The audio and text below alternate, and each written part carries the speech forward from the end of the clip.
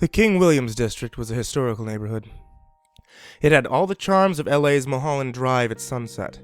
Chris walked up to the beautiful Victorian home nestled deep within the cozy, well-to-do suburb. The scene was taped off. CSI was in and out of the home. He made his way to a large, covered wooden porch. The outside stucco walls were covered in thick green vines, dormant, snow-covered. Bougainvillea vines surrounded the outside property line. The lot in general was immaculate. Someone put a lot of love and money into its overall look and upkeep. Chris carefully walked up the steps and under the yellow tape to meet Michael at the door. "Hey, good morning, old man," Michael commented on seeing Chris make his way carefully up the steps.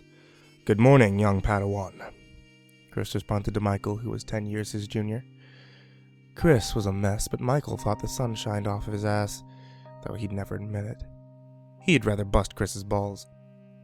He learned a few things from his mentor over the past 2 years, things that have saved his skin more than once. Michael smirked at Chris and began with a rundown. "Medical examiner is inside. We've got one Max von Drack, Caucasian male, age 68. His throat was slashed. His eyes gouged out and placed into his mouth. It appears it was done while he was still alive.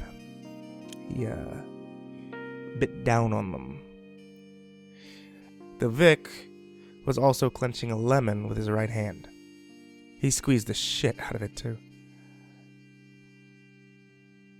Chris, being the smartass he was, couldn't resist.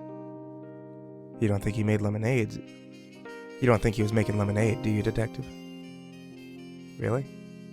That's just wrong, man," Michael said with his eyebrows raised. "Anyway, he also has something carved into his left arm, a link to a website. I took a picture and already checked it out.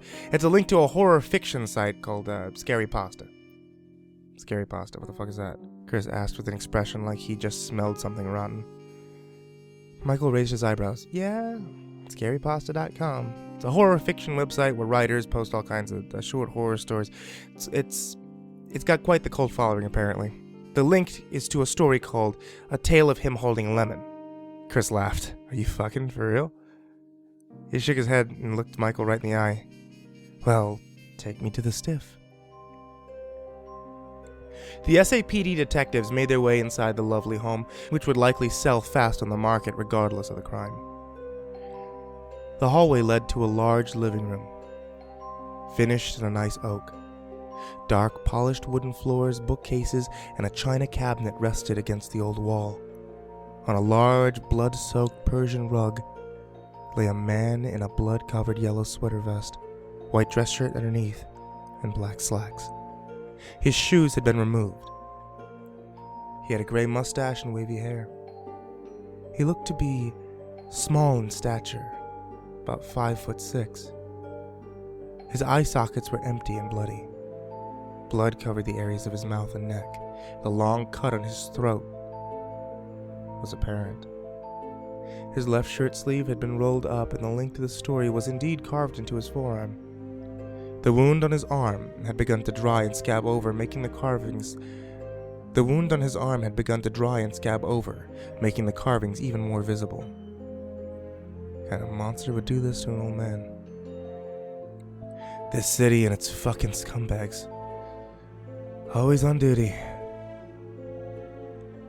Doesn't look like the work of a button man or a burglar. It looks personal. "Anything taken?" Chris asked. "Nope. It appears that the killer, or killers, wanted the attention to be focused on the killing," Michael replied. "Do you think there was more than one killer?" Chris asked over his shoulder. "Not sure. We got CSI running tests. He hasn't been dead too long. Liver mortis has set in." "Next to kin? Someone has to pay for his burial," Chris asked.